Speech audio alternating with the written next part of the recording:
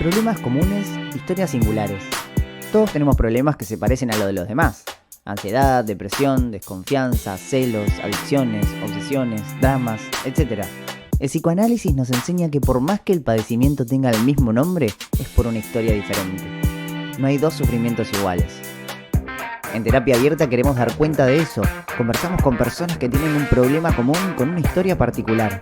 Ellos se animaron a hacer algo con esa historia para llevar su vida de la mejor manera posible con lo que les tocó vivir. Terapia Abierta. Entrevistas con una mirada psicoanalítica. Para apoyarnos te invitamos a seguirnos en Spotify y suscribirte a nuestro canal de YouTube donde podés ver los videos de las grabaciones.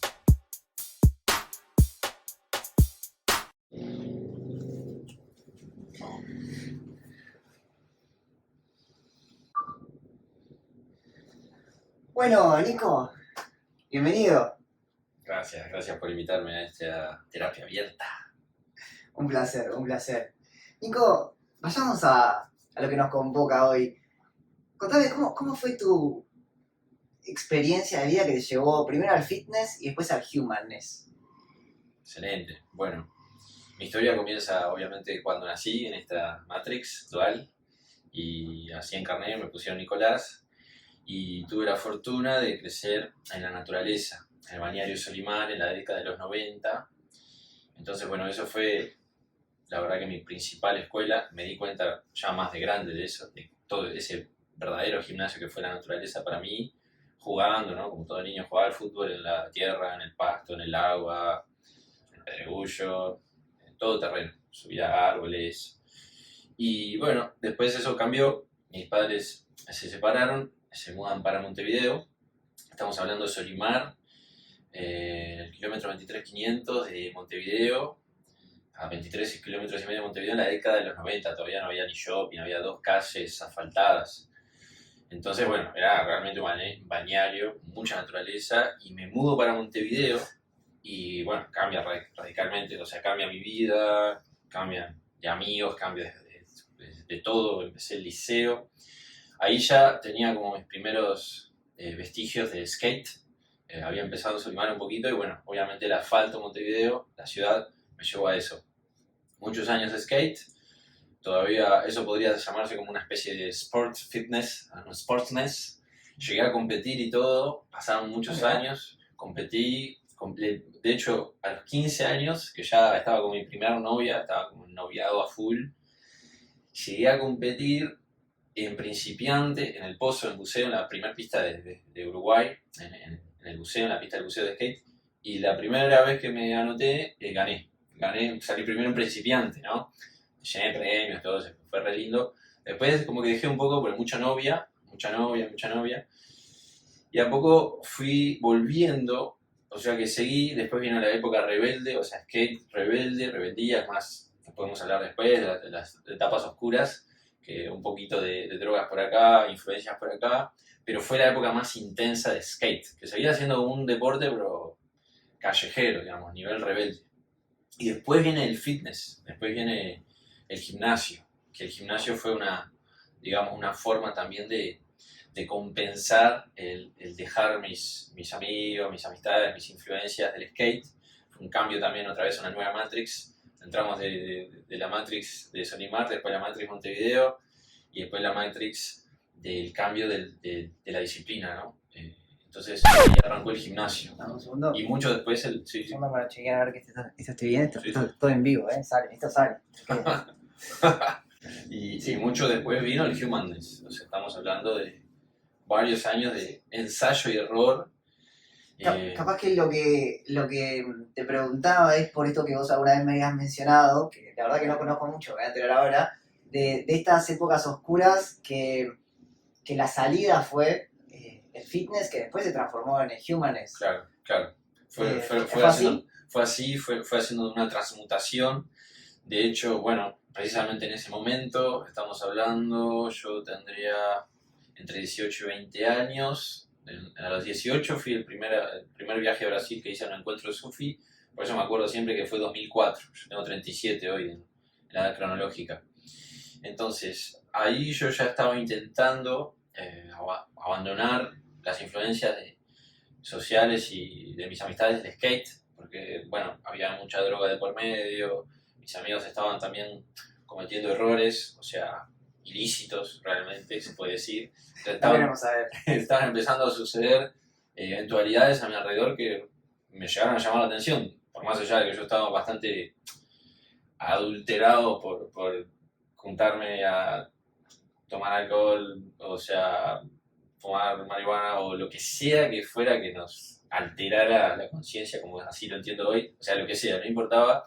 Y entre eso estaba el skate, entonces yo cambio esto radicalmente, eso me lleva obviamente a mi primer gran depresión. Yo tengo mi madre psicóloga de toda la vida, así que ella fue la primera como que en percibirlo, digamos. ¿Qué es lo que vos percibís que te llevó a la primer depresión? Y realmente, hoy, claro, hoy estoy condicionado por los conocimientos que poseo de biología. Entonces, esa adrenalina, esa dopamina que yo encontraba, obviamente en el skate de por sí, también con lo agregado de mis amigos, andar de noche, ir de aquí por allá, toda esa rebeldía que éramos como skaters rebeldes de la calle. Bueno, yo al abstenerme a cortar eso casi radicalmente, intentaba patinar sobre eso, pero no era lo mismo. Y no la estaba encontrando en otras actividades. Mirá qué interesante. Entonces, como que algo se me apagó como hoy le decimos, el inner sun, la farmacia interior, estaba apagada. Y eso yo lo asocio mucho a esa gran depresión. Estamos hablando de una depresión grave, yo no tengo ninguna Porque vergüenza. a mí lo que me parece interesante es que, si bien por ahí existe un correlato biológico con respecto a la dopamina y lo que estaba y lo que no estaba, también yo leo como un correlato de que a vos algo de ese skate, por más que fuera con mala junta, por más que fuera con drogas, etcétera, algo de ese skate te hacía bien, te hacía estar, sentirte vivo, como que había ciertas luces, Sí. y cuando eso se fue, se te apagó. Claro. Es decir, empezó a haber una necesidad de poner otra cosa donde estaba ese skate. Sí, digamos, me resuena el sentido, ¿no? El propósito del sentido, que es algo súper debatible y quizás una de las epidemias actuales, quizás hoy de la humanidad, la búsqueda del sentido, ¿no? De la existencia humana. Y en ese sentido yo no era, valga la redundancia, consciente de que había un sentido para la vida, pero se ve que al dejar el skate, al dejar toda esa aventura, esa adrenalina asociada a esta sensación corporal, etcétera, que eso era muy importante, se ve, porque eso es todo lo que me despertaba y me hacía disparar la misma adrenalina del skate, la fisiología, se apaga. Entonces ahí hay una falta de sentido y bueno, ahí arranco el tema del gimnasio. Empiezo por influencia de un amigo, aquí y allá, muy así a lo de ave tipo de zafra, zafralmente era como intermitente, pero en un momento, y ahí me conecté con algo de chiquito, porque de chiquito también cuando vivía en Solimar era muy gracioso con los amigos de mi hermana. Yo tengo una hermana mayor, una de mis hermanas es mayor que yo, y los amigos siempre me juntaba, era como el típico hermano menor rompequinoto, ¿no? Estaba ahí tipo de paleta con ella, con los noviecitos, entonces yo estaba ahí rompiéndole. Pero los amigos de ella me influenciaron para mal o para bien, y en un momento, una época, la recuerdo clarito, me obligaban como a entrenar, no sé, se endemoniaron conmigo y porque a mí me gustaba. Y el piano de mi madre, me acuerdo que en el piano había un borde y yo me colgaba a hacer dominadas. De hecho, o sea, el tema del bíceps, yo hoy no hago bíceps, Alan sabe, porque sabe cómo entreno, pero yo ya de chico como tenía un huevito ahí, ya como que había una predisposición, ¿no? No estaba cuadrado, pero sí tenía una predisposición. Y eso, esta vez lo vuelvo a concatenar, cuando ya tenía 18, 19 años, que dejo el skate, empiezo con el gimnasio y poco a poco empiezo a redespertar esos fármacos o ese sentido asociado obviamente a lo corporal, a lo fisiológico, a lo que me generaba levantar pesas. Me empiezo a conectar a poco con ese tema muscular, como dice pura sangre, muscular. Empiezo a muscular y bueno, esa se transforma poco a poco en mi nueva obsesión. Qué interesante que lo traigas así, como esto de una obsesión, porque a veces que hay cosas que en el mundo tienen mala prensa, ¿no? Mala fama, como las obsesiones, Sí. o yo qué sé qué, o incluso las drogas, ¿no? Sí. Y hay veces que, no estoy diciendo que las drogas son buenas o que las obsesiones son buenas, pero a veces son lo que sostienen el psiquismo o la personalidad de una persona y a veces le sacamos eso y se deprime. Sí, o tienen que sí. encontrar una cosa nueva que Sí, a vos sí. te salió bien, pero Sí. hay muchas personas que quizás están todavía en ese limbo donde dejaron lo que les pasó. Muchos pacientes me dicen, ¿no? Sí, Como, sí, desde claro. que me pasó tal cosa o de que perdí tal cosa, se me apagó la vida. Sí. Bueno, están en ese limbo de encontrar algo nuevo que les prenda la vida, ¿no? Sí, sí, total. Y el claro ejemplo en nuestra sociedad civilizada, occidentalizada, moderna, es los jubilados, los veteranos, Tremendo. que Tremendo. a veces no pasa y se le ilumina la vida a la persona, pero es la menor de los casos. Es como que deja de trabajar la persona como esa obsesión o esa mecanicidad que tenía, aunque le gustara o no su trabajo, es lo que hizo toda la vida. Ponerle que la persona hizo 35, 40 años, no sé cuántos años, y se deprimen, los veteranos se deprimen. Y esto sí fue una búsqueda de una nueva obsesión. Yo estoy a favor con eso, estaría bueno hablarlo. Sé que psicoanalíticamente debe ser increíble, porque claro, es también el grado de locura, entre comillas, que vos como psicólogo podrías Por supuesto, no es lo analizarlo. mismo una obsesión que no te permite vivir tu vida que una obsesión que tiene su lugar, que te permite vivir tu vida y bueno, y después está para el gimnasio, pero puedes seguir viviendo.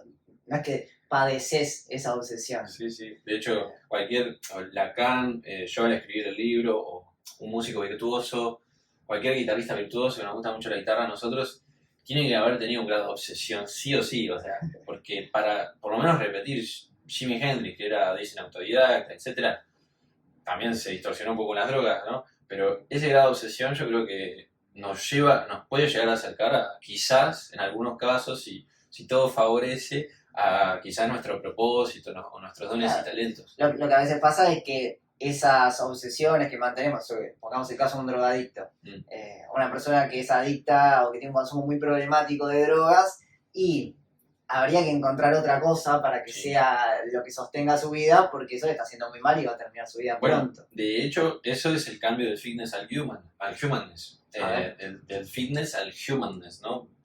Del fitness, del estar en línea, de lo que se entiende en la industria del fitness, al humanness, a algo más humano, que es lo que yo hago hoy.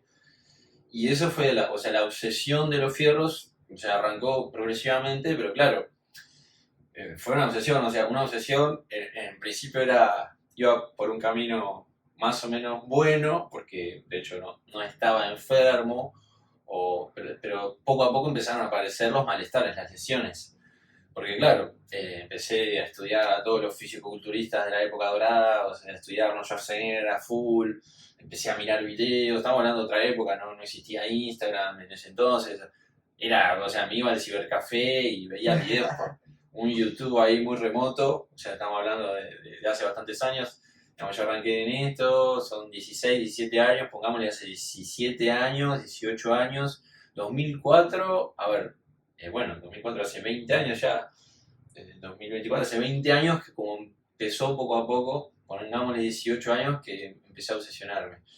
Y empecé a estudiar, o sea, de hecho tuve, yo le contaba a Alan alguna vez, toda esta depresión también en su momento, que yo no tengo vergüenza de decirlo, yo llegué a estar, pongámosle, esto capaz que no lo saben mi madre, pero yo me escondía debajo de la cama, estamos hablando de que tenía 17, 18 años, o más, 19, casi 20, me escondía debajo de la cama y yo qué sé, en ese momento, como ya había estudiado todo y estudié informática, estudié cocina, que fue lo último que hice, estudié apicultura, que trabajé en la apiterapia, en apicultura con mi padre, hice todas las orientaciones, liceo todas, entonces ya más o menos en un momento cuando dejo el skate, mi madre ya no sabía qué hacer conmigo, dijo, o sea, hace algo, porque la vida de skate rebelde realmente, claro, no era provechosa para la sociedad, obviamente, ¿no? Y en esa depresión yo llegué a estar en un punto de esconderme debajo de la cama, que nadie se enterara que no había ido al liceo con él, o yo que sé, que ni había salido, que no había salido en todo el día. A su vez, dentro de eso, mirá cómo puedo ir viendo otras obsesiones que empezaron a aparecer, porque claro, empecé con los fierros, pero como por descartes lo último que hice fue humanístico en el liceo, por descarte, después hice científico, después hice lo informático, después hice aquí y allá. Entonces, por descarte, para hacer algo, en realidad creo que en mi sentimiento, en mi sentir, en ese momento era para dejar contenta a mi madre, que yo estaba haciendo algo, me hacía el liceo, hacía algo, pero yo no quería hacer nada, obviamente, como todo rebelde en ese momento, no entendía qué era esto de trabajar, de hacer algo, no estaba conectado con mis dones y talentos, obviamente, o mis virtudes. Y bueno, ahí haciendo el liceo, como yo era más grande y todo, que los demás que hacían quinto humanístico eran un poco más grandes yo, tenían 2, 3 años más grande, y se ve que y nunca fui como, digamos, quizás mi coeficiente intelectual, siempre hice es bueno, y siempre hice la ley del mínimo esfuerzo, la que hacemos los hombres en general en nuestra sociedad. Me estudiaba lo mínimo para pasar. Entonces, claro, me empecé a colgar con literatura, empecé a leer. Entonces, esa obsesión dentro de todo, que era, por un lado, el gimnasio que iba apareciendo como nueva obsesión, y por otro lado, empezó como leer. Me dio para leer, o sea, me dio ermitaño. Ermitaño, o sea, ya esa depresión tenía eso, aislarme. Empecé a escuchar mucha música, empezó lo de la guitarra también. Y fueron como patitas, ¿no? Caballitos de batalla que me ayudaron a salvarme también, porque estábamos hablando de una depresión grave. También mi madre me daba flores de Bach, me llevó con una médica china muy amiga nuestra, una genia, que me clavaba las agujas, hacía acupuntura, todo.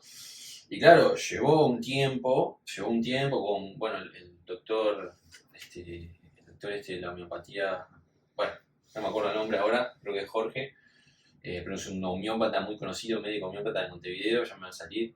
Él fue el médico de nuestra familia. Entonces, bueno, ahí empieza la obsesión del gimnasio poco a poco. ¿Qué pasa? Seguí leyendo, seguí escuchando música, un poquito de guitarra, etcétera, pero lo del gimnasio empezó a ser como mi obsesión central, o sea, fierros. Entonces, el primer maestro que yo tuve de gimnasio, el profe que había, yo vivía en el barrio Reducto, el gimnasio se llamaba Zeus, era muy mitológico también, aparte muy gracioso como cambió de nombre, de Zeus, que bueno, el dios mitológico, etcétera, pasó a llamarse Bull Gym, de tipo Pitbull, así Bull Gym, entonces por cambio de dueño. El primer dueño en el club era un loco, Marcelo se llamaba, era un tipo muy analítico, que venía de otro rubro, tipo derecho, relaciones internacionales, y era muy, muy técnico, él era muy técnico, te enseñaba todo así, que tenías que poner la mano así, que ir muy progresivo con los kilos, ¿viste? Era discos chiquitos, era todo chiquito, ¿viste? A poco, y era muy técnico, todo estudioso, ¿no? Del tema, de la musculación. A mí me empezó a copar, de hecho en mi casa me hice, que mi padrastro una de las cosas que hizo fue buzo, buscaba tesoros y todo, a pesar de ser capitán de fragata, y había algunas pesas que los buzos usan en los cintos para mantenerse bajo el agua, y yo necesitaba pesas, o sea, fíjate la dopamina que encontré en eso, para escapar como la angustia, la depresión, me hacía sentir bien. Y obviamente lo primero que hice fue unas mancuernas, me armé con las pesitas esas, 4 pesitas, con alambre y tablas para meter bíceps. Ahí, o sea, ahí era interesante, ¿no? Como vos decís que precisabas esa dopamina para escapar de la depresión, pero yo creo que aparte de que eso te daba dopamina, también el hecho de la obsesión, más allá del momento que estabas haciendo pesas, realmente como empezó a generar cierto sentido, capaz no completo, ni mucho menos, porque por algo después te pasaste al Humanness, ahora nos contarás, pero empezó a generar cierto sentido que a vos te permitió poner algo en ese lugar donde había quedado vacío, del skate, y de las drogas, claro. y las juntas. Y estamos hablando, como se hablaría psicológicamente, de mi identidad, ¿no? De hecho... Vamos a chequear si todo va bien. Sí. Todo perfecto. De hecho, esto es interesante simbólicamente, ¿no? Luego de todo, hay muchas variantes, como sabe Alan, que es psicólogo. Yo, como vengo de familia, mi madre es psicóloga toda la vida. Ella estuvo en la colonia Chepar, en el manicomio, uno de los manicomios de Uruguay más conocidos, toda su vida, después se jubiló.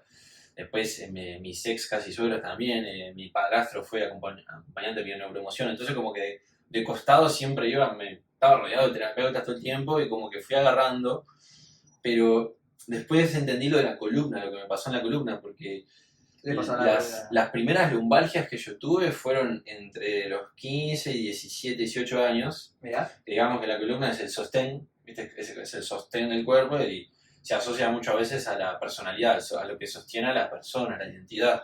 Y obviamente yo tuve un quiebre en mi identidad, yo del skate y de tratar de tener mi primera novia y eso, yo perdí esa identidad más que... Sí. Y fueron, me ayudó un médico chino también, Rolando, que es chileno. Él fue la primera persona en esta encarnación que me enseñó una segmentación espinal. A los 15 años yo no tenía nada, me decía, parate derecho con los pies, así, no sé qué. Después me ponía el moxa, todo, agujas. Él fue el primero que me enseñó una segmentación espinal. Y eso después pasó, pero claro, después vuelve con la obsesión de los fierros. Y ahí a mí me queda la pregunta de vos hablaste de la primera depresión y la segunda. Bueno, la segunda, si querés, la dejo para más adelante, que es un poco más power. Bueno. Es más dark. Como Porque quieras. después, esa ya estaba.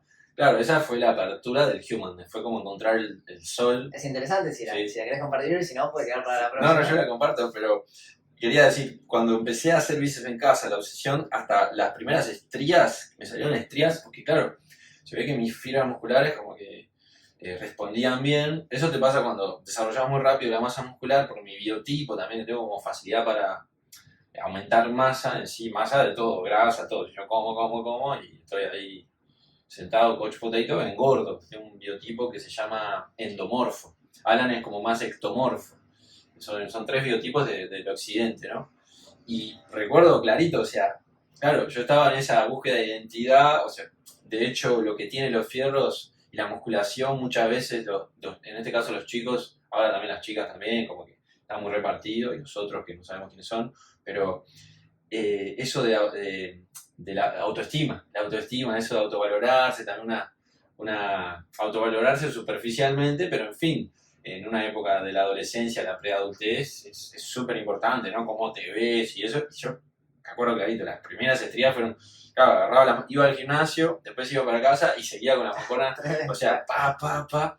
Y eso fue como el primer vestigio. Estamos hablando que en todo eso, me acuerdo cuando cambio de gimnasio en un momento, porque claro, el gimnasio que cambia de dueño, el gimnasio pasa de ser Zeus a Bullshing, que mi amigo Sebastián Berrío Vizcaíno, que Seba era otro perfil, o sea, cambió el nombre, Bullshing, empezó a traer fierros, empezó a hacer máquinas, se compró una moladora, una soldadora, empezó a hacer fierros, y claro, la escuela de él era no pain, no gain, de hecho estaba escribió todo, puso cuadros, bueno, ahí empezó la época bestia, la época no pain, no gain.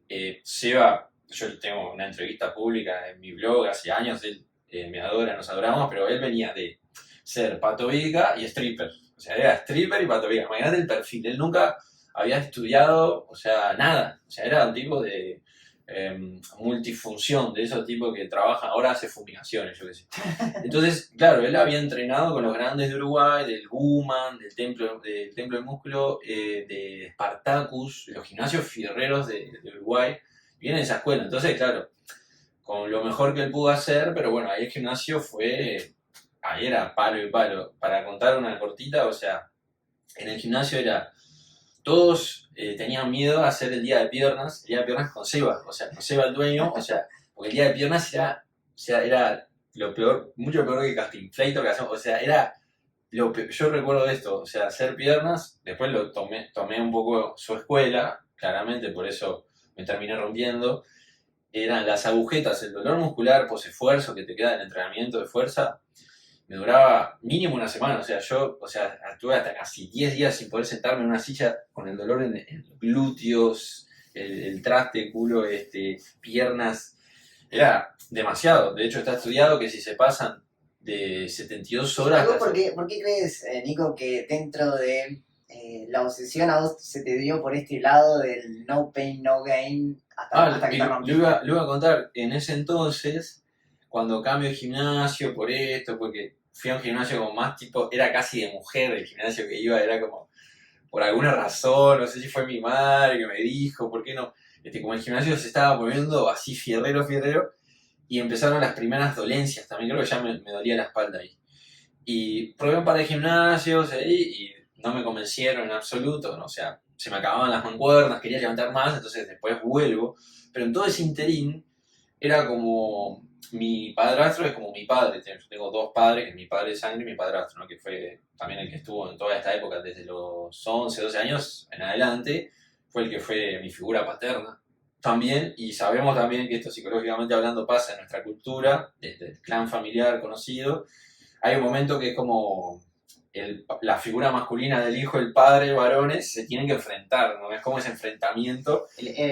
Como Edipo. Claro, es como Edipo, pero masculino. Entonces lo recuerdo perfectamente. Yo andaba entre dejar la rebeldía del skate y esto de los fierros, la nueva excepción. Y en un momento, claro, también estaba mi hermana, había discusiones familiares, etcétera. Y yo, claro, en un momento casi así, casi nos agarramos las piñas con mi padrastro, que es mi padre, José Luis. Entonces, claro, eso ya estaba cantándome esto de que voy hacia lo que vos decías. ¿Cómo era lo que habías dicho anteriormente? A romperte a... Claro, Es el no pain, no gain. entonces esa línea me estaba llevando a ese tipo de comportamiento, ¿no? Estamos hablando de que casi me enfrento con él, etcétera. Entonces, claro, estaba buscando una demasiada dopamina y de hecho, bueno, ahí viene todo el camino de esta obsesión que empieza, yo qué sé, con las tendinitis bicipital, tuve todas, epicondilitis lateral, las rodillas, que las muñecas, o sea, yo era fierros, o sea, el día que yo entrenaba, obviamente por división muscular, que eso yo ya no lo hago, pero ponele pecho, bíceps, espalda, tríceps, pierna y hombro, no sé, después las iba cambiando, hasta llegué a hacer 2 veces piernas, porque entrenábamos duro, ¿no? Y el día que yo entrenaba, ponele que yo ese día hacía pecho, bíceps, ¿no? Y ese mismo día yo ya estaba pensando lo que iba a ser el próximo entrenamiento, era ese grado de obsesión, yo ya terminaba el entrenamiento y ya estaba pensando lo que iba a... Hay algo destructivo en eso. Y bueno, era un camino que hoy en día se entiende como muy yang, era muy catabólico. De hecho, literalmente destructivo de fibras. Sí, claro, empezó a pasar esto que claro, mi amigo Seba, este dueño del gym, que hacía todo su empeño, pero claro, venía de esa escuela, no tenía conocimientos más rigurosos, más actuales de ciencia validada. Y claro, él era, por eso todo el mundo tenía miedo de entrenar con él el día de piernas, porque realmente era desastroso, o sea, para destruirte. Me acuerdo hasta empujábamos un auto en la calle afuera, como después las estocadas esas caminando con barra, todo. Era castigo, ¿no? Y entonces el castigo, claro, la búsqueda de ese castigo, del autocastigamiento, ¿no? Que ese es el masculino también nuestro, de nuestra sociedad, muy, muy roto, que es un masculino roto, que busca autocastigarse, ¿no? Que eso también el deporte podemos hablar. Esto ya, yo era casi como un deportista, hasta pensaba competir, siempre fue mi camino natural, era como un fisicoculturismo natural. Esa era como mi visión del tema. Pero claro, empezaron a aparecer todas las lesiones, todas las tendinitis, ya yo me vendaba, viste, las muñecas, cremita, hielo, y era como una historia de estar siempre con dolores, o sea, tenía dolores todo el tiempo. No, cuando no eran los dolores articulares de las tendinitis, eran los dolores de los músculos, todos los días me dolía algo, o sea, de lo que había entrenado ayer, antes de ayer, y eso nunca paraba. Era muy difícil. Alguna vez puntual seguí como picoteando como algunas escateadas, andar en skate, pero eso ya estaba como fuera de mi esquema central de obsesión sana. Entonces, bueno, ahí también iba a decir esto, ahí me acordé que lo que me dijo mi padrastro en ese enfrentamiento, un poco después de eso que tuvimos, él me sugirió que sí, que yo tenía que hacer algo físico. Fue como una sugerencia que me quedó grabada, porque en ese momento yo no sabía qué hacer con mi vida, no sabía que ya había estudiado todas las orientaciones, ya había estudiado cocina, había probado cocina, ya había dejado cocina. ¿Cuántos años tenías cuando te dijo eso? Y eso fue ponerle a los 21, alrededor de los 21 años. Y es muy interesante esto que vos traes, porque Lacan trae esta cuestión de la figura paterna como eso que ordena. Sí, sí. Y es un punto muy interesante que en un enfrentamiento con tu padre, con todo lo que eso implica simbólicamente, sí. Simbólicamente en el sentido de querer separarse del padre, pero al mismo tiempo vos tenés sentimientos lindos por tu padre, entonces como se genera esa ambivalencia de no te banco, pero por otro lado te admiro. Sí, la autoridad, marcar la autoridad de alguna manera. Pero en un momento que tuvo suerte esa frase de caer de una buena manera, de tener las palabras justas, el tiempo, la entonación, a vos te queda grabada y ahora me vas a contar, pero de alguna manera parece que te ordena en esto de que sí, es por acá, por lo físico, pero de otra manera, ¿no? Sí, claro. De hecho, eso queda grabado más en un nivel subconsciente, inconsciente, pero va resolviendo poco a poco. Entonces, después de haber probado todo, no sé qué más estudié, pero estudié de todo, ahí probé. Trabajé en la cocina, de hecho, trabajé un tiempo, en una panadería, después en Don Peperón, estuve un tiempo allá en Montevideo Shopping, después en un restaurante en una ciudad vieja con una prima mía, y eso fue lo último que hice. Después terminé como peleado con el mundo de la cocina. También me gustaba cocinar, pero no el hecho de hacerlo como una labor, como un oficio y que alguien me estuviera ordenando y hacer todo rápido, toda esa velocidad que tiene. Entonces, claro, ya no tenía más nada que hacer a nivel laboral, como que encontrar una profesión y tomando un poco lo que me había dicho mi padrastro José Luis, ahí vemos con un amigo que también estábamos juntándonos, un amigo que justo nace el mismo día que yo, nos conocemos toda la vida, el 29 de diciembre también, capricorniano, y con Diego, que en ese momento nos estábamos juntando mucho a entrenar juntos, de a poco como que ese training partner, ¿viste? El gym bro ese, del training partner, compañero de entrenamiento, para apoyarnos. Y bueno, digo, él tampoco sabía mucho qué hacer, estaba bastante perdido igual que yo en esa época, muy perdido, y decidimos, vamos a hacer algo con esto, con la musculación, como que nos copa, vamos a averiguar qué podemos hacer. Obviamente que lo primero que fuimos a averiguar fue lo gratuito, o sea que era en el ISEF, en ese entonces no era instituto universitario, había un técnico de musculación, que era tipo 2 años, algo así. Fuimos, y me acuerdo que fuimos en bicicleta los dos, y justo ese año que habíamos ido, se había dado de baja el curso, porque el ISEF se estaba transformando en un instituto universitario, entonces tenían muchos problemas internos, estaban cambiando los planes, bueno, listo, se bajó esa oportunidad. Entonces, bueno, pasa un tiempito y ahí, por parte de mi padre y su mujer, su esposa María Laura, que ambos, mi madre está casada y mi padre también está casado, los dos tienen parejas, es como una familia ensamblada la mía, como Step by Step, la serie paso a paso de antes, que era como una familia ensamblada. Tengo 3 hermanastros, una hermana de padre y madre y una hermana de madre y padrastro. Y ahora tengo un sobrino ruso, ruso yanqui uruguayo, es una mezclita ahí. Entonces, bueno, me dieron el apoyo por parte de mi padre para hacer el Instituto de la Asociación Cristiana de Jóvenes. O sea, porque después, como no había, ¿Qué significa que te pagaban? como no había cursos gratuitos en la vuelta, digo, tengo que hacer algo, pago los cursos que había. O sea, estaba el Dreams, el viejo y querido Instituto Dreams, después había alguno más, pero así, de los más coherentes y serios era la Asociación Cristiana, obviamente, el Instituto de la ACJ. Una pregunta, ¿eso es previo a esa segunda depresión que vos mencionaste o es durante? Sí, eso es previo. No, ahí todavía no había conocido el Humanness. Ahí fue el... ¿Y qué fue? Perdona que te haga así un fast forward. Sí. Porque me mata la curiosidad, pero ¿qué fue eso que te generó, que te desencadenó ese segundo momento oscuro, capaz? La depresión, o sea, yo la última vez de oscuridad, que en breves palabras, lo que ya tenía premeditada mi autoeliminación, yo quería autoeliminarme, ya hasta tenía, no sé, la cuerda, me iba a colgar una cuerda, y yo lo asocio a la inhabilidad de gestionar el sufrimiento.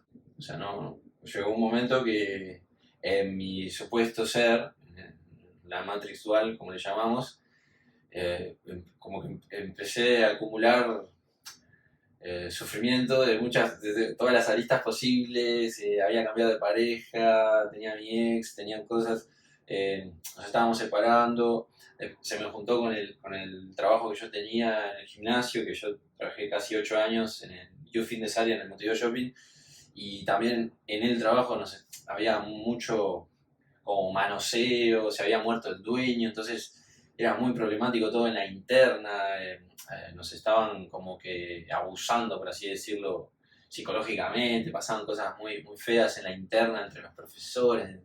Entonces todo eso se ve que no lo pude gestionar, o sea, sencillamente no tenía las herramientas para autogestionarlo. Aparece como otra vez esa falta de sentido, capaz. Sí. Incluso ya teniendo un trabajo en el área del fitness, que era algo que te gustaba, que tenía que ver con tus virtudes. Sí, yo en realidad, digamos, había estudiado, después de que empecé el curso de la CJ, para ir un poco para atrás, ahí no paré más de estudiar.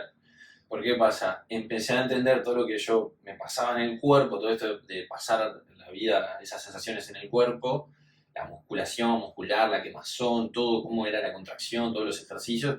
Y bueno, ahí fue una obsesión, pero asociada e integrada con conocimiento. O sea, Y cómo va mutando, ¿no? Esa obsesión, vos tuviste esa habilidad que te la resalto y es excelente de por lo menos de no dejar de buscar, aunque por lo menos te caías y no querías buscar más, esa mutación de esa obsesión con alguna frase que fuiste rescatando de tu padrastro. Sí, de hecho, ahí te digo esto, hay un punto crítico que es 2009, que yo conozco a Mario Di Santo, que es el que escribe el prólogo de mi libro, la primera edición, que es un renombrado profesor y genio del área del movimiento, de flexibilidad, amplitud de movimiento, es asesor del Barça en neurociencia, es un genio internacional de Córdoba, Argentina. Y el primer seminario, yo todavía estaba estudiando en el segundo año de técnico en fitness en la CJ, y estudiando mucho y ya cambiando un poco mi entrenamiento, pero no estaba con el tema de no dije la lesión que me pasó, hacía 2 años, 3 años antes. La última que tuve fue espondilolistesis L4, L5, que es la vértebra lumbar cuarta y quinta, las últimas vértebras, que es muy usual que sucedan lesiones ahí. Yo tuve una espondilolistesis, que es un desplazamiento vertebral con fisura incluso vertebral, entonces claro, me afectaba el nervio ciático, y por 2 años casi tuve contracturas en los posteriores, que no se me iban con nada, tipo ni masajes, ni pastillas. Yo me acuerdo que iba Eso al fue club. antes del 2009, digamos, del punto Sí, crítico. sí. Antes, y el punto crítico, la última fase oscura fue más adelante, todavía estamos hablando hace 8 años atrás, pongámosle, pero ahora vamos a eso. ¿Por qué pasa? Eso fue la crisis del sostén, o sea, yo ahí ya no podía... Eso, la crisis del sostén, ¿no? Sí, Muy, sí. muy emblemático esa palabra, la crisis del sostén, porque aparte de que la columna, que es el sostén, también esa obsesión que era tu sostén se estaba viendo como no podías hacer tanto ejercicio porque te dolía todo. Sí. No, los ejemplos son, mirá, el ejemplo, o sea, el último trabajo que yo tuve fuera del rubro de gimnasio, el último que ya fue así porque yo estaba en un grado de degeneración funcional. Por afuera capaz que estaba musculoso, medio inflamado, pero por dentro ya me estaba haciendo bosta, estaba roto. Fue con un tío, que falleció ese tío, el tío Oscar, cargando cerveza. Entonces yo lo recuerdo claro porque cargando cerveza Heineken, hacemos el chivo, a ver si... Sí, ya tiramos como 25 chivos. Cargando cerveza, imagínate yo, empezando fierro, viste, iba como musculosa a cargarse, me hacía re langa, yo estaba tipo, no, que yo cargo no sé qué cervezas. Íbamos en una camioneta, ya los accesos a Montevideo, cargaba una camioneta, yo estaba todo doblado. Bueno, 1 mes y medio duré, quedé duro, o sea, la espalda quedé duro, 1 mes y medio, yo hacía fierro, todo, quedé llorando en la casa de mi madre, me acuerdo, contra una pared, porque no me podía mover. Y de hecho, el gimnasio donde yo iba con mi amigo Seba, claro, él no tenía herramientas para darme problemas de columna, o sea, él me decía, sí, hacé peso muerto con la barra 20 kilos. Porque claro, yo cargaba 100 y algo, era lo normal. En el gimnasio Ferrero, viste, que hay normas, viste, que entonces te va llevando. Pero yo no podía levantar la barra sola. Yo no podía estar boca abajo acostado porque tenía dolor crónico. Me consulté, me dijeron que nunca más iba a mover un fierro, que nunca más iba a hacer peso muerto, Claro, te sacaron, o sea, hay que tener mucho cuidado, ¿no? Muchas veces en esta especialización y separación de los saberes, capaz que el médico, el traumatólogo te ve y te dice, bueno, puedes tocar un fierro, pero si te viera un psicoanalista, y capaz que te Claro. diría, no, para este muchacho los fierros son importantes. De hecho lo necesitaba, era y de hecho lo no que lo me dejaste. sostenía. Y claro, en ese año justo conozco a Mario Di Santo. Y fíjate que en 2009 yo venía arrastrando este dolor, o sea, no había forma, ya había probado algunos fármacos, todo, nunca me tomé algo fuerte, digamos como opiáceos o corticoides analgésicos para el dolor, pero había probado, no me hacían nada, no se me iba el dolor y no encontraba la manera. Entonces, y no podía hacer fierros, o sea, no podía hacer como yo quería, yo no podía hacerlo porque no tenía, estaba limitado, estaba duro, podía hacer cosas muy analíticas, estaba muy limitado, y ese año, Mario Di Santo, el primer seminario que da es de entrenamiento del núcleo central, o sea, el núcleo central, el core, el carosator, que es lo que yo no tengo. Ahora sí. En ese momento yo no tenía carozo, o sea, yo hacía abdominales con carga, de la vieja escuela, o sea, no estiraba, o sea, el estiramiento era tipo, esto, lo que te hace en el gimnasio, así contra la pared, 10 segundos, nada, o sea, 0 rango, o sea, entonces no había flexibilidad, movilidad, amplitud de movimiento, no había carozo, y el primer seminario que tomo con Mario Santo en Montevideo es eso. Entonces después de eso es como que mi cabeza, mi mente hizo, se rompió todo, o sea, me dejó el cerebro así en blanco, y, o sea, aparte me encontré con una calidad de conocimiento realmente muy elevada y lo empecé a admirar, me obsesioné con su conocimiento otra vez, una nueva obsesión. Menos mal. Y entonces, claro, era tanto el material que el tipo nos daba, y con la calidad humana que tiene, muy humilde, o sea, nos dio toda la hemeroteca, los archivos, cosos, libros, bla.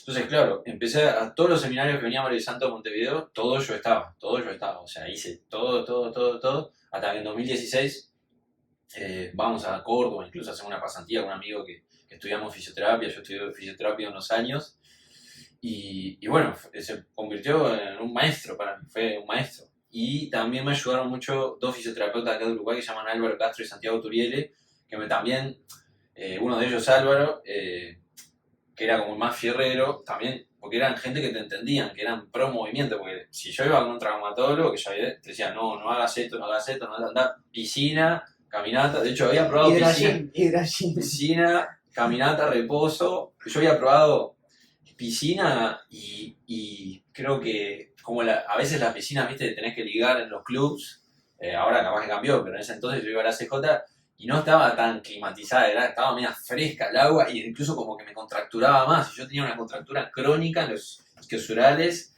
que no se me iba e incluso hasta me hacía peor, viste, pero estos fisioterapeutas, sobre todo Álvaro, me enseñó, o sea, me adaptó ejercicios para que yo pudiera hacer con mi dolencia. Entonces me dijo, vos, si querés hacer fierro, seguí haciendo, pero tomá estos recaudos. Me dijo, no hagas esto, y haces esto. Entonces, yo ahí, tipo, quedé contento. Psicológicamente hablando, me estaba dando el aval de que yo siga haciendo lo que me hace bien. Bueno, bien, y con eso... Como tu viejo en aquel momento. Como me dijo mi padre. Entonces, con eso y lo de Mario Di Santo, bueno, ahí empecé a cambiar radicalmente todo. O sea, ahí me transformé en el loco. O sea, yo era tipo la oveja negra. O sea, así en los gimnasios que yo iba, hasta en el mismo lugar de trabajo. Te transformaste en el loco. En la oveja negra. En el loco porque... Menos mal. Sí, porque hacía todo distinto. Empecé a hacer todo distinto. Pero, claro, eso...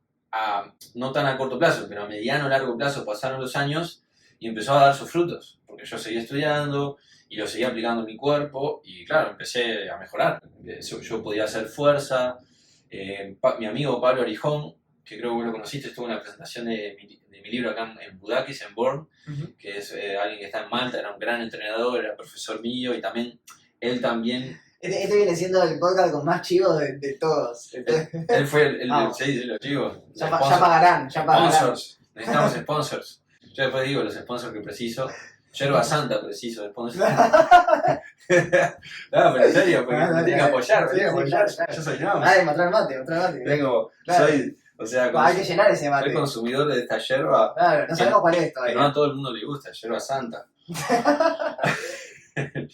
No, y Pablo también me ayudó mucho en un camino de fisicoculturismo natural. O sea, él compitió acá en Uruguay en su momento con farmacoculturistas, con tipos pinchados, que yo los conocía. Aparte, yo de hecho trabajé en el Cerrito, fue el segundo gimnasio donde yo trabajé, y le decimos farmacoculturistas. Los fisicoculturistas son farmacoculturistas que se pinchan y consumen anabólicos, o fisicoculturistas naturales, que son los menos en general. Entonces Pablo, este amigo y profesor, eligió el camino natural y de hecho le ganó a otros tipos que sí se pinchaban. Eso quedó para la historia. Entonces, bueno, de hecho yo terminé trabajando en el gimnasio de él, en Positos, que era Body Factory, y después se llamó ICS. Él ahora está en Malta, se fue a Malta hace años. Y bueno, fui empezando a conjugar una receta bastante única. De hecho, me acuerdo que los profesores que estaban en el gimnasio conmigo en ese momento le llamaban la atención, obviamente. La mayoría no me daba pelota. Entonces en el YouFitness. En el YouFitness, o sea, que eran yo con la pelotita, las bolas de pilates, las esferas, cosas, estabilidad, las poleas, los ejercicios del core. Me acuerdo que me habían hecho un artículo en la revista Pro Universitarios, que había unos chicos de la Universidad Católica que hacían, y pusieron abdominales de acero. Está por ahí en algún lugar ese artículo, 2013, 2014. Y claro, yo los abdominales, yo ya entrenaba el core, la zona media, estaba estudiando todo lo de Mario Santo y a nivel internacional todo lo que era el Instability Training y cómo entrenar el core de una forma funcional, la zona abdominal.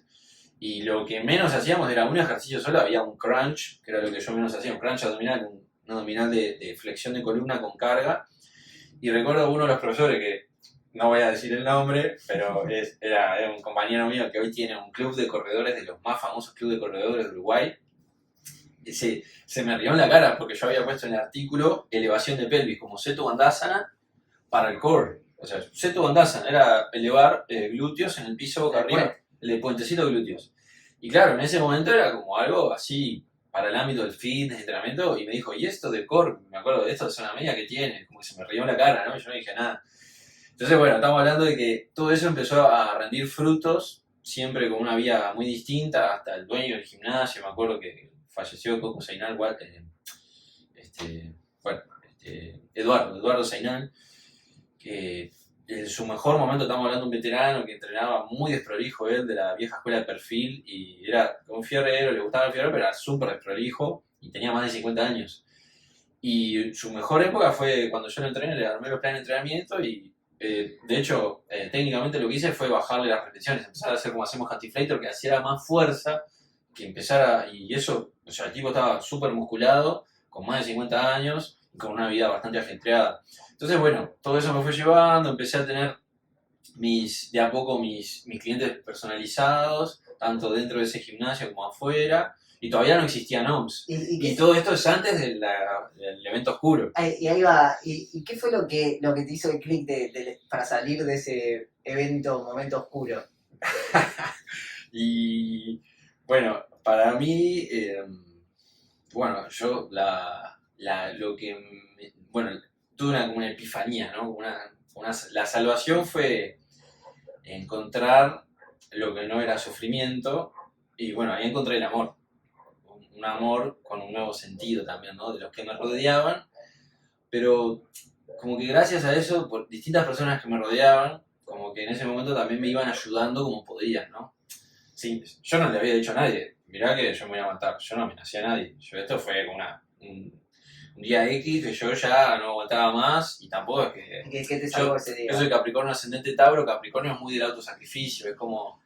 Yo no preciso ayuda, ¿viste? Yo no, claro, autocastigo, yo no preciso ayuda, o sea, es muy difícil que pida ayuda. Hoy día sí, porque aprendí de mí mismo, de mis errores, pero tuve esa epifanía que fue, la epifanía que encontré fue, si yo me mato ahora, o sea, probablemente, lo más probable, yo tuve este sentido, ¿no? Esta resonancia, que vuelva, que repita todo, no solo lo bueno, sobre todo lo malo, los errores, y no me voy a acordar de nada.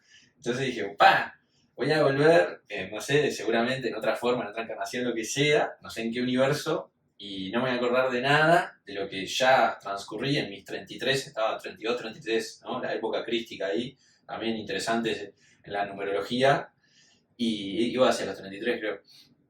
Y dije, o sea, no da. Como que esa fue lo que me salvó, o sea, en vez de repetir todo... ¿Te salvó tu propia mente? Sí.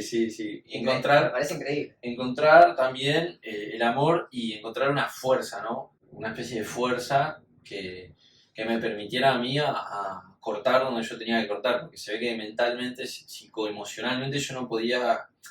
Se ve que había perdido se me había desbordado la capacidad psicoemocional de cortar donde tenía que cortar. Yo qué sé, lazos tóxicos, o sea, cosas que me hacían mal. O mismo el laburo ese. Claro, de hecho, vínculos, conexiones con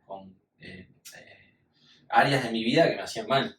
Que era el mismo laburo, de hecho, en ese trabajo, o sea, pasaron pila de cosas. Yo obviamente hacía muy distinto, tenía un comportamiento distinto, hasta me llegaron a amonestar un coordinador que había por hacer muchas cuclillas, porque yo hacía muchas cuclillas, squat, sentadilla. O sea, yo lo hacía, pero no dejaba de estar presente porque yo era encargado de sala, y de hecho ordenaba los fierros haciendo squat, que es mucho más saludable para la columna que estar todo doblado ordenando. Me llegaron a amonestar por eso, imagínate el grado de control y persecución que había.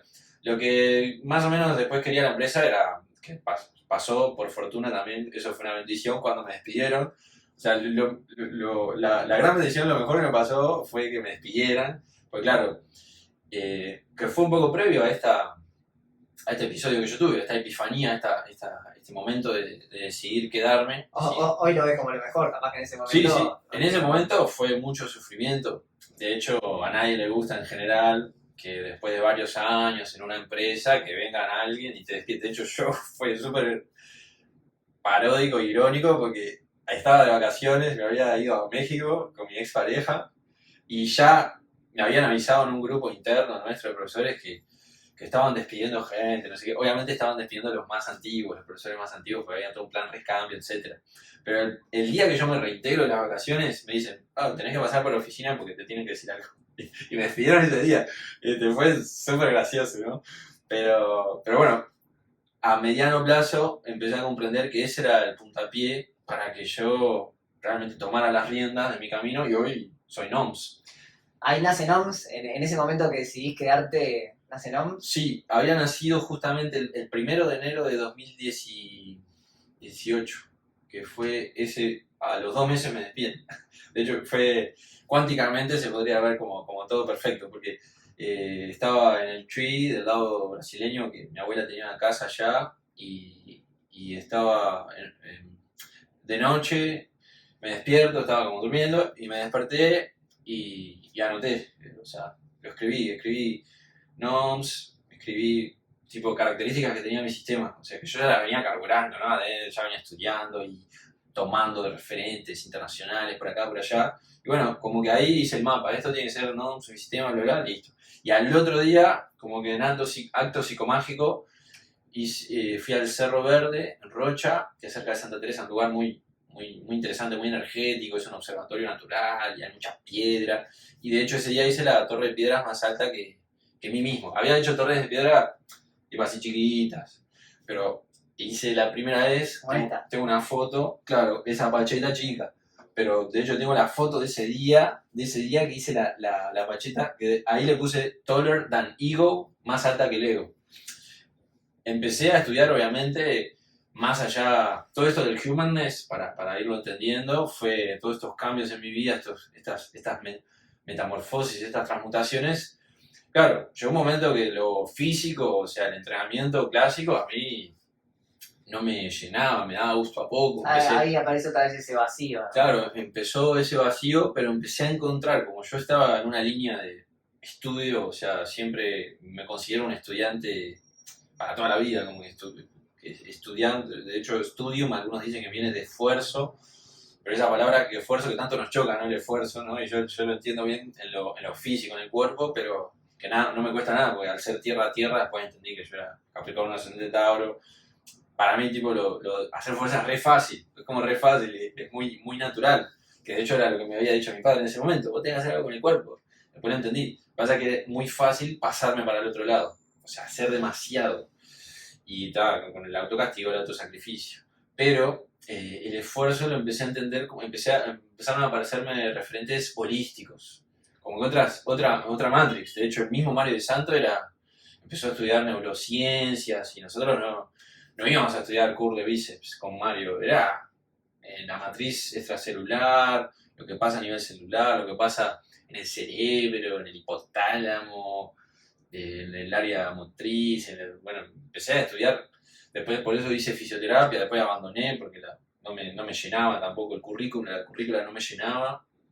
Tuvimos también unas experiencias bastante indignantes, como nos contrataron, o sea, nos invitaron como docentes en la cátedra de portología y después se enojaron, la Asociación de Fisioterapeutas de Uruguay se enojó porque nosotros éramos estudiantes, estábamos dando cursos, todas las cosas que pasan en los entes institucionales, como ese ego, después en mi libro le puse el ego sapiens, ¿no? El chacrismo, el ego sapiens, y yo después de eso abandoné fisioterapia, pero claro, nunca dejé de estudiar. Lo último que estudié fue biología humana y hoy sigo, bueno, Ana me conoce, entrenamos en casa y bueno, ese camino obviamente se abrió y ahí ese día que anoté lo que quería que fuera mi sistema, después a los 2 meses me despiden, fue el impulso que me faltaba porque yo en realidad como me sentía internamente en ese lugar, en ese trabajo, yo no estaba bien, yo estaba mal, como muchos otros compañeros, era un ambiente tóxico y realmente yo no tenía la valentía para renunciar. Yo tendría que haber renunciado, pero no tenía la valentía. ¿Y hoy te seguís sintiendo el loco? Sí, un poco así. Igual ya me amigué con eso, ya. O sea, lo utilizo como un arquetipo también para marcar la diferencia. No es fácil porque, digo, hay que gestionarlo y hay que... Eso te iba a preguntar, ¿cómo lo gestionás? Hay que generar una tolerancia, una cierta compasión, o también, como Nietzsche, ¿no? Como yo estudié mucho a Nietzsche también y lo ponemos en el movimiento, como el león, ¿no? En Zaratustra está el camello, el espíritu de la pesadez, que por eso yo digo que yo ya no trabajo, etimológicamente hablando, tripalia, yo ya no me torturo, sino que doy un servicio. Elegí como que cambiar la palabra. Yo no trabajo, doy un servicio. Algo del amor Sí. aparece, Sí, aparece sí. en este nuevo Nico Claro, post 2018. y el corazón, ahí también, el llamado Sufi también, y de hecho lo de Nietzsche es el león también, que es el ego, que no, tampoco digo que lo haya domesticado al ego, ¿no? No sé si hay hasta acá lo domesticaste y después trascendés, no sé, pero sí fui aprendiendo como que a usar el ego, porque también hay que poner límites, como vienen a bardearte porque vos haces cosas distintas, yo qué sé, yo estoy mucho en la naturaleza, si puedo estoy desnudo, si puedo, o sea, todo el año, Alan sabe, y de hecho nuestra filosofía apunta a eso, y hay una gran ciencia que lo avala, estar al sol, el agua, etc. Yo me mudé a Maldonado para eso, para estar en el agua todo el año, y claro, eso en el fitness, eso no es fitness convencional, eso sos un bicho raro. O sea, mi amigo Santi Tervalca de Argentina dice, él fue el que llevó CrossFit a Argentina, él dice que hace 10 años atrás, o sea, si le hablas de hacer un entrenamiento de desnudo o algo así, él ni ahí, o sea, era una locura, ¿entendés? Él era zapatillas, cosas, gym, CrossFit, pero bueno, tuvimos esta bendición de abrir, yo creo que la apertura esa de la conciencia a animarse, también a animarse, ¿no? De ahí la fuerza. Y el niño, que también siguiendo la transfiguración nietzscheana, ese niño que es como el ultrahombre, el ultramano, para la Zaratustra de Nietzsche, también, ¿no? Mantener esa, yo lo veo mucho con la humildad, la inocencia, la frescura, y eso también de estar estudiando, o sea, que siempre hay algo un poquito más que se puede pulir. Por más que uno se cansa y dice, yo hay días, la gente no se imagina, pero lo que me ven en las redes sociales, Instagram, todo, dice, Nico todos los días está, no sé qué. Pero yo hay días que no quiero tocar nada, o sea, no quiero hacer fuerza, quiero quedarme así, quieto, así como un vegetal. Después termino no cumpliendo por el mismo karma, pero hoy lo gestiono mejor, obviamente que lo que yo hice, hoy lo veo claro, para llegar a esas crisis que tuve yo lo veo con el símbolo de NOMS, incluso el yin y el yang, fue pasarme de yang, era too much yang, era todo, y yo soy tierra, era fuego, era Paul Chek dice, ¿no? Train, not drain, y yo estaba drain, yo me estaba drenando en todo, de hecho era... Sí, y Nico, perdón que te interrumpa, si tuvieras que darle algún mensaje, quizás a alguien que está atravesando alguna crisis así oscura, incluso pensando capaz en matarse. Sí. ¿Qué le dirías? Porque tu mensaje para los que quieren o les interesa el fitness está muy claro, es el humanness. Sí. Y eso es lo que haces con tu sistema, con tus libros, con el libro que escribiste con más personas, que obviamente que todos lo pueden conseguir. ¿Cómo consiguen el libro ese, Nico? Sí, y seguimos con tu pregunta, ¿eh? Sí. Este libro, Nutrición. Nutrisadio. Este libro se consigue directo conmigo en @noms.uy, www.noms.com.uy. Porque ahí explicar los detalles del sistema, claro, para que les interese más. Esto es todo lo que, digamos, con humanness y lo que es NOMS y por qué elegimos el camino del humanness. Y también en el libro es básicamente la misma propuesta, solo que somos 5. Tenemos una psicóloga, mujer medicina, Andrea Arias, una chamana también y psicóloga de la Matrix, un doctor Martinelli, muy conocido por la salud crónica. Tenemos a Gustavo, que es filósofo de la liberación, ex monje de la Orden de San Francisco de Asís, profesor de educación física y ex basquetbolista, que es el que guía este libro, Liberación como Deseo, Ancestralización como Camino, y Santi Tervalca y yo, que somos los especialistas del movimiento. Mi libro es un retorno a la salud ancestral a través del movimiento, que ya está la segunda edición. Que la primera es proféticamente, se produce el 75% del contenido en un blog. Mirá esto que interesante, y ya volvemos a tu pregunta que es fundamental. Mirá qué interesante, el 75% de la primera edición lo empecé a escribir en un blog que yo escribía desde 2012 a 2020. O sea, como las profecías, ¿no? Yo no lo hice conscientemente así. Tampoco NOMS, que tenía un OM en el medio, tampoco lo hice. Es mi nombre, Nicolás Sogues, Human Movement Studio, estudio del movimiento humano, Nicolás Sogues. Y fíjate en ese blog, ¿qué pasa? En ese blog como que empecé a escribir como catarsis de todo lo que me pasaba en el trabajo, en el gimnasio, que yo no podía, era incomprendido, yo no podía, yo era incomprendido, no me entendían lo que hacía. y no lo podía hablar con mucha gente, era como un bicho raro. Esta cuestión del bicho raro. Y empecé a escribir, y encontré en la escritura, bueno, terminé escribiendo un libro, este año tengo la intención de escribir mi primer libro de poemas, entre 3 y 7, que es ahora, porque tengo 37, que tengo muchos poemas, el mismo libro, está, en los dos libros, siempre escribo con poesía también, porque eso va a responder la pregunta que me haces, pero fíjate qué interesante, que eso también me ayudó mucho, Súper la interesante. catarsis de escribir, Y sobre todo, ¿qué hacer con este Sí. ser o esta definición que vos empezaste a percibir de vos mismo como el bicho raro, como el loco, que en su momento capaz que fue más difícil de gestionar que ahora, Sí, pero sí. hoy en día es hasta casi que un estandarte que vos sostenés con orgullo? Sí, sí, mi estilo de vida, lo que me nutre también día a día, sé que necesito la música, la guitarra, bueno, el amor, el gym, todo esto que vamos a hablar, si nos fijamos en eso, o sea, era algo, escribir, por ejemplo, esta actividad, y esto otro que también me salvó en ese momento de oscuridad, de gran oscuridad, que vamos a volver a esa pregunta, fíjate que no era la actividad física, era algo que yo no podía suplir yo no podía suplirlo con el entrenamiento, era otra cosa, era sacar de adentro, ¿no? Evocar de dentro sentimientos, emociones, de alguna forma, bueno, hay gente que pinta, que hace música, hay gente que no sé, que hace, no sé, canta con la voz, y yo empecé a escribir. Escribir fue una forma de sacar de adentro eso que yo tenía, que no se podía expresar solo movimiento, no alcanzaba, no era suficiente. Y tampoco lo podía compartir con muchas personas porque no muchos me entendían, como que fui como una especie de pionero acá en Uruguay, que todo es muy primitivo, todo es muy lento. Yo me mandaba a traer libros de Estados Unidos y cosas, y allá viajamos a Argentina y empecé a estudiar de forma animalesca. Estamos hablando que, bueno, yo terminé, yo no tengo ningún título de grado y paradójicamente terminé dándole clases a médicos, a deportólogos, Honoris causa. Claro, honoris causa se transformó en eso. Yo no lo planifiqué así, será obra de Dios, de la providencia, del gran espíritu, pero fue así.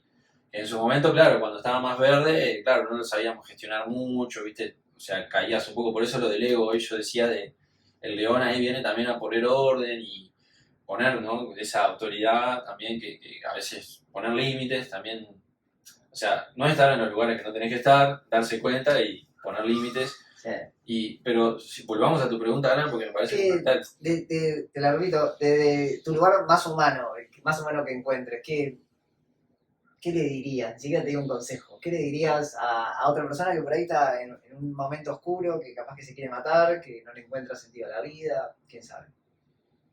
Bien, bien. Es una súper pregunta, es la pregunta. Aparte, uno habiéndolo vivido también. Y primero que no teman en pedir ayuda, que a quien sea, por más que te sientas, o sea, nadie puede competir en quién ha sufrido más, eso es como una cosa muy egoica de, yo sufrí más, a mí pasó esto, o yo qué sé, nos ponemos a pensar, el que pasó en el holocausto y las personas que pasaron hambre, siempre hay uno mejor que nosotros o peor que nosotros, el ego comparando, pero por más mal o depresivos, angustiados y tristes y invadidos por este sufrimiento que invade a la persona, el ser, que alguien de confianza siempre hay, quien sea, alguien. Puede ser hasta una persona que esté a grandes distancias. Yo me acuerdo que llegué a escribirle a un tipo que hoy cada tanto hablamos, que es neozelandés, que vive en Noruega, Tom Mountjoy, que también yo le consulté algo, le mandé un mail y bueno, el tipo me respondió, buenísimo. Pero en el círculo más cercano que no teman pedir ayuda, que pidan ayuda y también desde esa ayuda que no teman a sí mismos, porque en realidad es toda esa oscuridad, ese sufrimiento, podemos decir que es causada por nosotros mismos, o sea, nosotros mismos nos la buscamos. Por más que suene, digamos, egoico o suene pesimista, o sea, tenemos que hacernos cargo, sacar fuerza de algún lugar para en vez de enemistarnos con esa depresión, tenerle miedo a la tristeza, a la angustia, todo está como demonizado, ¿no? Vos como psicólogo, ¿sabes? no se puede estar triste, no se puede estar angustiado, y la persona muchas veces como que se van cerrando, y no encuentra una manera de expresarlo, o mismo de dejarlo ser. Y encontrar algo que, para mí la llave es hacer algo que despierte la pasión, el corazón, que algo, lo que sea.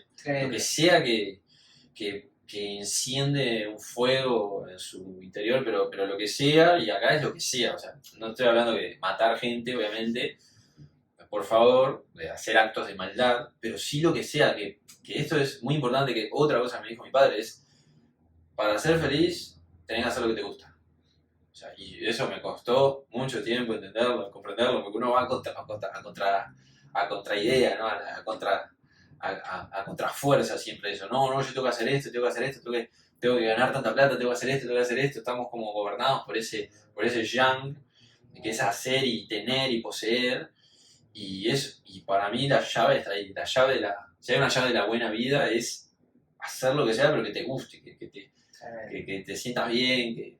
Y yo quiero rescatar también algo que me encantó, que dijiste, que fue esa epifanía que te vino en el momento que te salvó de matarte, literalmente, que fue que, no, yo no lo había visto hasta ahora, hasta que vos lo dijiste de esta manera, pero nunca vas a estar en una mejor posición que ahora para sanar lo que sea que te está causando ese dolor. Porque si no, vas a tener que empezar de vuelta y no te vas a acordar de todo lo que ya aprendiste. No, claro. Es tremendo. Y es una revelación que no podemos garantizar que funcione así, lo de las encarnaciones, una madre, pero hoy la ciencia cada vez se acerca más a que todo es un holograma y bueno, los budistas, ¿no? Por casualidad saben esto de las encarnaciones, etcétera. Lo más probable es que sí, que eso del karma, que después uno empieza a entender esto de los complejos kármicos, o como dice David R. Hawkins, las propensiones kármicas, que es necesario que también esas personas,